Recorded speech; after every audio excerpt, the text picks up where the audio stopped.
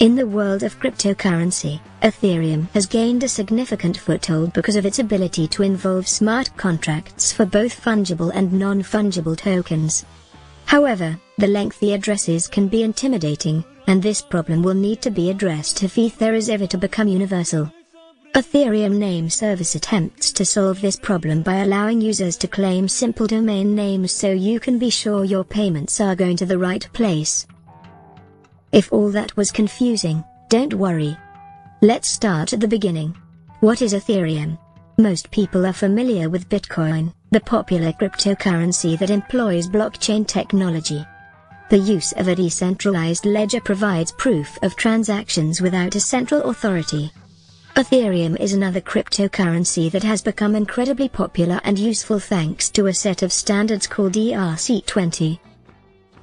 Beyond Bitcoin and Ethereum, there are many different types of coins available. Often companies will issue an ICO, where they sell tokens that represent a stake in their company, or use those tokens as currency to participate in that company's business. You can use Ether to buy and sell these tokens. ERC-20 tokens are like Bitcoin and Ether in that they are fungible, meaning all coins of a certain currency are the same. If you have 2 Bitcoins, and you plan to sell one, it doesn't matter which one you sell because they are worth the same amount. You can also deal in fractions of a coin in the same way you can deal in dollars and cents.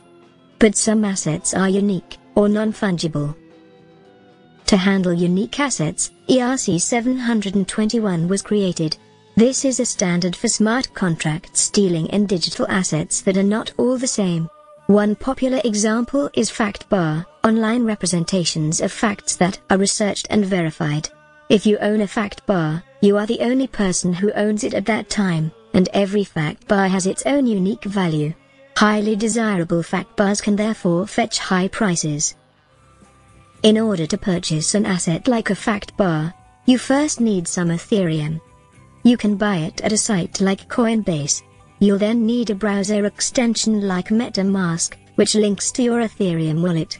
You can then claim the asset you want to buy, approve the transaction, and it will be initiated. Your wallet remembers your address, and the website recognizes you through MetaMask. But look at how long your Ethereum address is. You can't even read it when MetaMask is open, and there's no way you'd bother memorizing it. If you wanted to send some Ether to a friend, or enter into a direct swap of 2 Ethereum that are of the same value in the game, you'd have to use these addresses. And you might get scared off since there's a high likelihood of getting it wrong and sending the funds to the wrong person.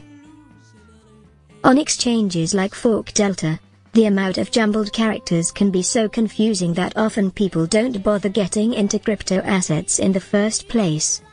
Those who use Ethereum are betting on it becoming ubiquitous online, which means the process needs to be simplified. That's the goal of Ethereum Name Service. ENS takes advantage of the decentralized nature of the blockchain to assign easily readable addresses that will take the place of those long strings of characters. If you want to send funds to someone, you simply need to know their address, which will end in an ETH extension. It's built on smart contracts, so it's secure, and anyone can register a name. On the homepage, select the option to name your wallet. All you need to do is search for a keyword and see if your preferred address is available. Names must be at least 7 characters long. You'll see prices available, many of which may be at 0. Select one, and a MetaMask window will pop up. You will have to pay a small amount to initiate the transaction. Many major applications like Etherscan and wallets like MetaMask already support ENS. It's important to note that for now, ENS still uses an interim registrar, which will be replaced with a permanent version in the future. Much of the trading currently being done with Ethereum is in the form of crypto collectibles, which can be bought and sold on individual sites or on marketplaces like Rarebits and OpenSea. For these sites, your MetaMask wallet will easily link, so a name might not be necessary. However, if you have more than one account associated with MetaMask, ENS names can help you keep track of them. Since exchanges like Fork Delta and Ether Delta are the main way Ether is used to buy and sell coins, you'll likely still encounter a lot of long, confusing addresses.